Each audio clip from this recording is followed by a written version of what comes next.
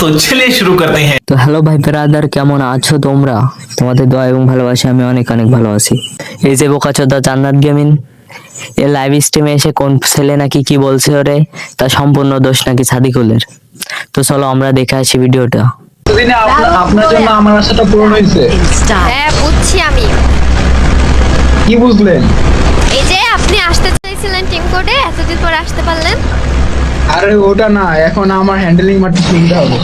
তুমি কি বোকাচোদা? আরে বাঞ্চোদ, বোকাচোদা ও না, বোকাচোদা হচ্ছিস তুই।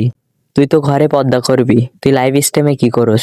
ও তো ঠিকই বলছে। আরে বোকাচোদা, তো লাইভ স্ট্রিমে তো পোলাপান জয়েন হয় তো হ্যান্ডেলিং মারার জন্য। আরে মাগি, তুই এখানে সাদিকুলের দোষ ফেলি কোথায়? আরে খান কি মাগি, তোর তো চরিত্রের সমস্যা, সেটা তো সবাই জানে। তাই তোকে নিয়ে আর কিছু বললাম না বেঞ্চোদ।